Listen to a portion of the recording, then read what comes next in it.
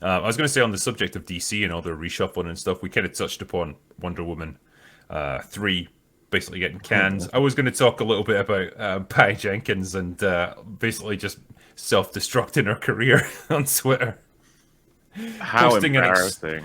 posting an I extremely lengthy like explanation of everything that went on behind the scenes, which was really unnecessary and I just wish to remind everybody this is not unprecedented for her. She did indeed retweet someone in defense of the rape scene in Wonder Woman 84's. Some Twitter user tried to explain it and she retweeted them being like, "This is it, by the way, it wasn't rape." Like yeah. it's like that kind of shit. You need to not do that. You gotta let your film speak for itself at that point. But yeah, She is. She's the living Principal Skinner meme. It is. Yeah. Am I out of touch? No, it's the viewing public that is wrong. It's, I mean, I don't know what to say. She seems to have a history of like causing problems on pretty much every production that she's on. Like the Rogue Squadron went nowhere. Cleopatra seems to have imploded. Oh. Wonder Woman 3 is Oh. not happening. Like everywhere she goes, like disaster seems to follow her. I don't know what to say. Like she just seems to be a really difficult person to work with. And I still feel like whenever, Wonder Woman 84 kicked all of that off. I feel like she was on top of the world because she got full control over that movie, right? That's the idea. I think, yeah, I think that was the major problem because I am willing to bet they held her hand every step of the way with the first Wonder Woman to make sure she didn't fuck it up. And that's why you got a pretty decent movie at the end of it. Wasn't it a Taika Waititi scenario where she directed but didn't write the first Wonder Woman? So she did write and direct the second one, which is the one that bombed. Yes. Just as Waititi didn't write Ragnarok, he just directed it, but he did write Love and Thunder, which bombed. There might be a lesson there in not giving talented directors sole writing credits as well, given that so many of them cannot write. I don't know where this came from. Like, at what point did we get to this stage where, like, directors were suddenly given writing duty as well? Because that didn't used to be a thing. Superheroes. Well, I don't know. Is it like egos? Is it just like suddenly directors get like one successful movie behind them and suddenly they convince themselves that they can just do everything? Well, it's sort of the cult of the auteur, though, isn't it? Like, all film directors aspire to be an auteur. It's not enough just to have your name at the front of the credits as director of film. You have to be seen to be responsible for all of it, because then that's your true genius being appreciated by the audience. It's not just, here's what I can do with somebody else's talent. It's, look at how talented I am. I can do absolutely everything. I am the next, insert your favorite auteur director here. Mm-hmm. It's a little sort of bit of cult of the artist of genius going on there, I think, and it's a terrible idea that no one recently who's taken on that role has succeeded. I think Rian Johnson's probably the most famous wannabe auteur who cannot write, and it's arguably he can't direct either. But you get a load of other people who do the same thing. Waititi and Patty Jenkins, I think, would be two other examples of that. Yeah. But I mean, with that first Wonder Woman, yeah, as far as I know, it was written by other people, and I'm willing to bet that she didn't direct half of it either. Those action scenes were not done by her. Like that scene of Wonder Woman going across no man's land, there's no freaking way Patty Jenkins directed that. That was her, because she fought for that. Are you sure? Because when I compare that to the action scenes in Wonder Woman 84, that is like a completely different director. The style is different. She had to fight to get it into the movie. They wanted it cut from the movie. She said she had to fight to get it in. And she eventually won a fight, obviously, because it got in. Yeah, there's a big thing when the movie came out, how she was talking about how... Because a lot of people said the favourite scene was the No Man's Land scene. And then so all of that started to come out, yeah. Wow. They wanted it but then cut. is that an editorial dispute rather than a directing one?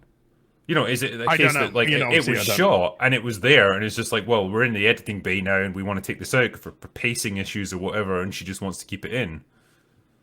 She said she wanted to keep. She said she argued to keep it in, and I'm paraphrasing here, because it was important and integral to the story of and the development of Diana as a character.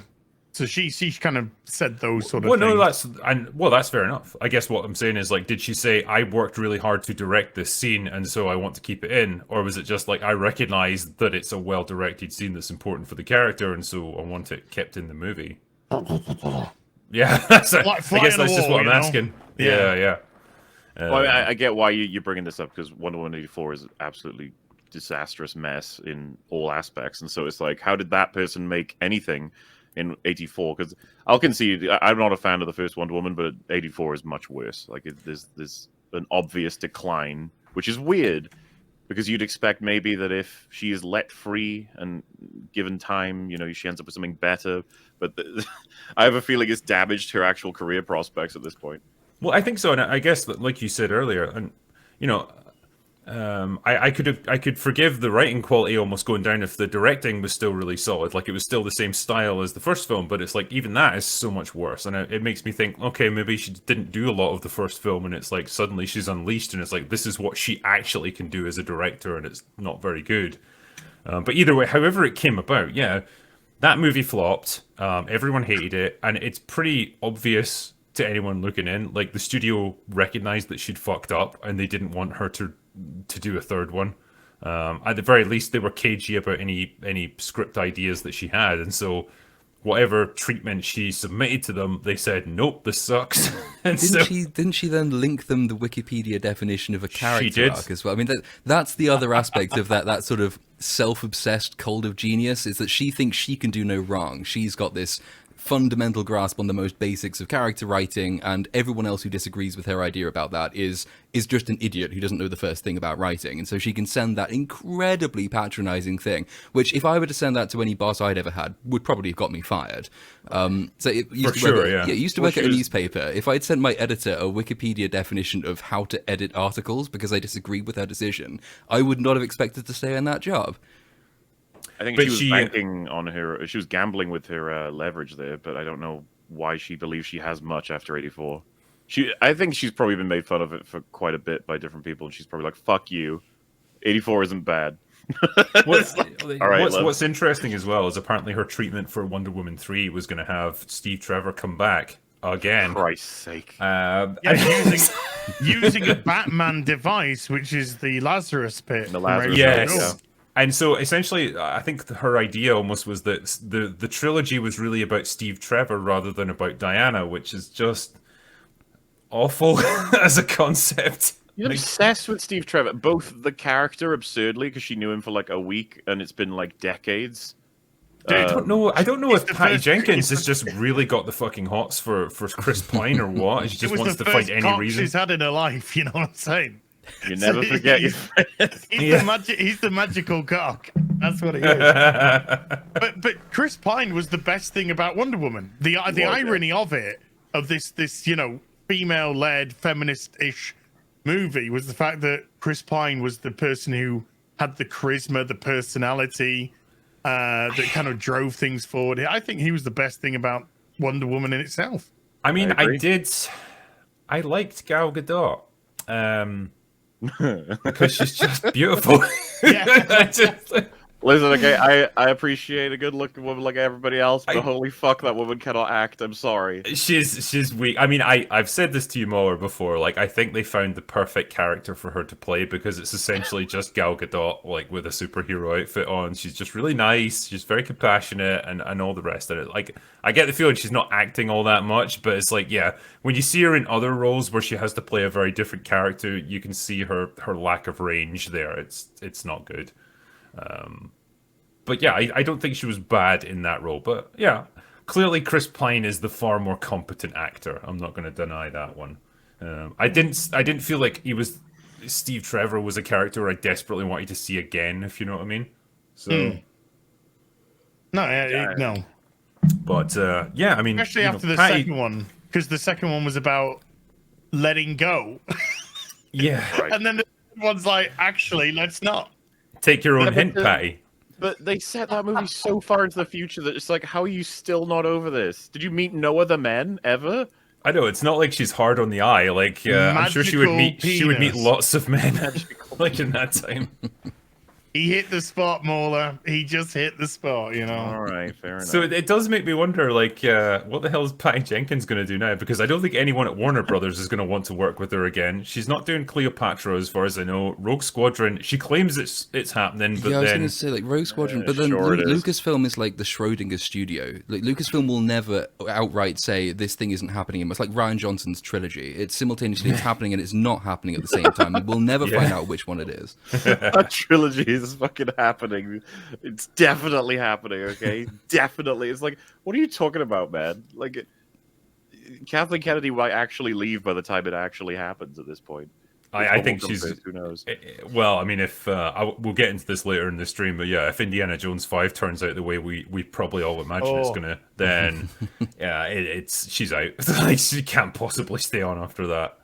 Like, I'd love to see a good Rogue Squadron film. I mean, I love those games. I actually re-downloaded them. The ones that are on Steam, I've got them now. And I haven't played like the N64 Rogue Squadron since I was like 2, but they're really good fun, and you can do loads of stuff with that. I don't really understand why Patty Jenkins was the one chosen for that project to begin with. But surely that's worth reviving. Was a pilot. Oh, was he? I didn't know. Yeah.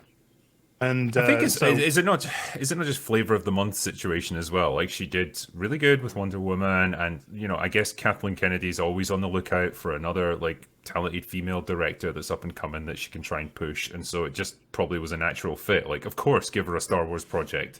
I just when you hear Star Wars, sorry, I just get PTSD.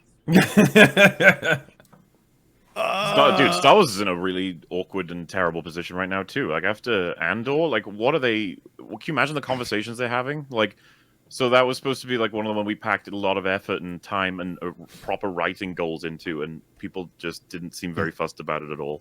So I saw a. I know, and it's such a. Sorry, on you guys. Oh, I saw a damning tweet the other day, and it made me kind of oof. And it said Star Wars is now a TV franchise. Pretty much, yeah. Because they're not going to risk another movie for quite some time. These these TV shows are relatively cheap. In the case of like Book of Boba Fett, it's probably like 50 quid an episode. Roughly, they're spending. Apparently, Tamura Morrison said it's probably time Boba Fett gets back to being ruthless now. Yeah, because even he's like, so yeah, that was shit.